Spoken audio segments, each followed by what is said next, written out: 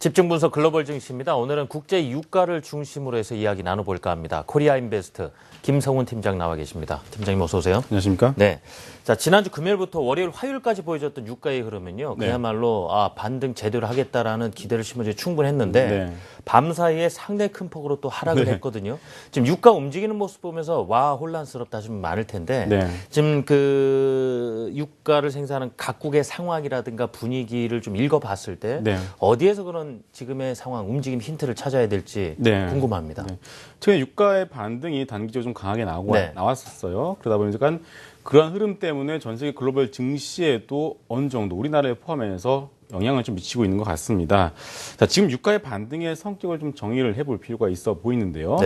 유가의 반등의 시작이 이 미국 내 석유를 뽑아내는 이 시추공수가 급락했다라는 그 재료 때문에 올라왔거든요. 자, 이것을 한번 살펴보도록 하겠습니다. 준비된 자료 한번 보도록 할게요. 자, 보시는 그림은 미국 내 원유와 가스의 시추공의 가동 추이를 나타낸 것입니다. 준비된 그림 좀 보여주시고요. 보시게 되면 이제 2008년에 저점을 잡고서 강하게 올라섰다가 최근 들어서 급락한 흐름들이 나왔고요. 시추공수가 줄어들었으니까 감산에 나설 것이고 감산이 된다라면 그 원유가 올라갈 것이다 라는 어떤 그 논리가 작용을 한 것이죠. 그리고 더해서 셰브론이 올해 석유 탐사와 시추공에 대한 추가로 채굴 예산이었다가 13% 줄인다는 것도 유가 반등의 하나의 원인이 된 것으로 보여지고 있습니다. 그런데 중요한 것은 이 미국 내 원유 생산량 추이를 보시게 되면은 시추공수는 급락한 흐름들이 나왔는데 오히려 원유 생산량은 신고가를 계속 경신 중입니다. 아니나 다를까 간밤에 나왔던 원유 재고 거의 최고치를 찍지 않았겠습니까? 그렇기 때문에 이제 여기에 더해서 미국 내에서도 특히나 사우디의 경우도 전월 대비 23% 오히려 증산을 한다고 하고 있고요.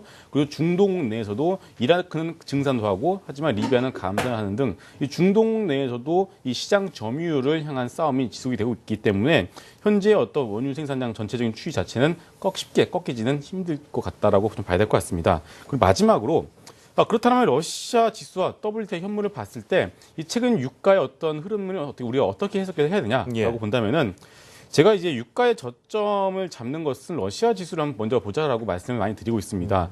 러시아 같은 경우 이 급락 이후에 기술적 반등이 나오고 있는 상황이었고요. 이 WTI 같은 경우는 그다음 보시면은 단 한 번의 어떤 기술적 반도 나오지 않고 있다가 이 시추공수의 감소를 빌미 삼아서 최근 들어서 이제 그동안 나오지 않았던 기술적 반등을 시도했다라고 여러분들이 해석을 하시면 될 것 같습니다. 하지만 앞서 살펴봤듯이 현재 어떤 반등이 어떤 V자 반등으로 이어지거나 하기는 어렵다는 것을 여러분들이 다시 한번 살펴볼 필요가 있어 보입니다. 역시 미국과 오펙, 특히 중동 국가들 간의 이 패권 싸움, 경쟁이 계속되는 한 반등을 이어가기는 어렵다. 이런 말씀인데. 자, 그렇다면 그런 전제하에 저유가 기조가 이제 계속이 된다라면은 역시 어느 섹터에 관심을 둬야 될까 하는 부분이에요. 작년 8월부터 이제 유가가 이제 꺾기 시작하면서 제가 10월로 기억을 하고 있는데 그때부터 이제 대한항공을 말씀을 좀 드린 것 같습니다. 이 항공주의 경우에는 유료 해지가 가능하죠. 그렇기 때문에 일정 부분 이제 유가가 갑자기 튀어오른다고 하더라도 공급받는 부분의 약 20에서 30% 정도를 해지를 걸어두기 때문에 이러한 부분을 어느 정도 대비를 할 수가 있는데 자, 미국 내에서도 이제 대표적인 항공사죠. 사우스웨스트 항공과 델타 항공의 주가 추이를 한번 보도록 할게요. 보시면은 거의 상당히 이게 월봉입니다. 월봉임에도 불구하고 거의 급등주의 모습을 보여주고 있어요. 근데 이제 미국 항공주들의 경우에는 우리나라 국내 항공사들과 좀 차별화해서 좀 보실 필요가 있어 보이는데 결국 미국 항공주 같은 경우는 미국 경기 회복의 수혜를 그대로 받고 있다라고 보시면 될 것 같고요. 작년 9월부터 급등이 나온 것은 이때부터 저유가 수혜를 보고 있다라고 보시면 될 것 같습니다. 자, 그런데 이제 여기에 더해서 이제 우리나라 같은 경우 보시면 어제장이었죠. 이게 일봉인데 대한항공도 하락했다가 일봉 양봉으로 마감을 했고요. 아시아나항공도 개파락 이후에 상당히 강하게 오히려 올라서는 모습이 나왔어요. 결국 오늘 간밤에 끝난 미국 현물 시장에서 유가가 다시 한번 더 급락한 흐름이 나왔기 때문에 항공주들의 경우는 추가적인 상승이 가능할 것으로 보여집니다. 하지만 아까 말씀드렸다시피 미국의 항공사들과 우리 국내 항공사들이 같은 모멘텀을 가지고 올라가는 것은 아니기 때문에 어느 정도 상단은 제한이 되어 있다. 그렇기 때문에 기대 수익률은 좀 더 길게 가져가기보다는 좀 단기적으로 볼 필요가 있다는 점도 좀 말씀을 드리도록 하겠습니다. 자, 그런데 이 저유가 수혜주로 이제 방금 말씀드린 항공주들을 제외하고 미국과 국내에서 뒤늦게 조금 수혜를 받는 섹터들이 나오고 있는 뒤늦게요? 것 같아요. 네. 자, 전에도 말씀드렸지만 저유가로 인해서 한 해 한 가게당 세이브가 되는 어떤 금액을 보시게 되면 약 50만 원에서 60만 원 정도가 된다라고 하죠. 자, 그 돈으로 과연 차를 살 수 있을까요? 부족하죠. 그렇죠. 한참 더 있어야 되는데. 그렇기 때문에 완성차를 사는 건 어떤 큰 돈을 지출하기보다는 예. 어떤 예를 들어서 뭐 삼겹살을 먹었다가 가끔씩은 소고기도 먹고 소소한 지출이 늘어난다 그렇죠. 이런 예. 건가요? 예. 이걸 좀 확산시켜 보면 스몰 럭셔리까지도 좀 표현을 해볼 수 있을 것 같은데 예. 미국 내에서도 이제 종목들 흐름을 보시면 이런 흐름들이 나타나고 있는 것 같습니다. 자, 보시면 월마트 아마존의 주가 추이를 한번 보도록 할게요. 네. 보시면은 월마트 아마존이 뭐 지지부진한 흐름을 이어가다가 아마존 같은 경우는 지난달부터 갑작스럽게 올라가기 시작했고요. 월마트 역시도 약 3개월 전부터 갑작스럽게 좀 이런 흐름들을 좀 반영하고 있는 것 같습니다. 자, 그런데 이거는 이제 비단 예. 여기에 좀 힌트를 찾은 것 같아요. 외국인들이 국내도 마찬가지입니까? 그렇죠.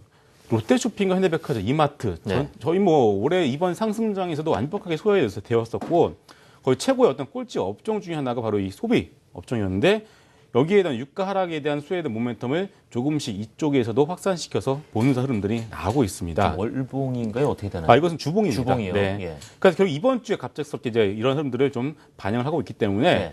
자, 저유가에 대한 수혜주를 뭐 항공주나 뭐 정유화를 네. 넘어서서 이제는 이쪽으로도 한번 여러분들이 확산시켜서 보시는 것도 나쁘지 않을 것 같습니다. 네.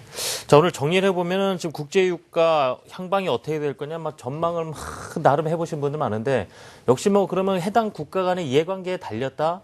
뭐 다른 어떤 재고량이라든가 이런 게 그때그때 이슈는 될 수 있겠으나, 큰 틀에서는 그 관계를 주목하면 되겠습니까? 그렇죠. 예. 예. 알겠습니다. 그러니까 예를 들어서 뭐 예.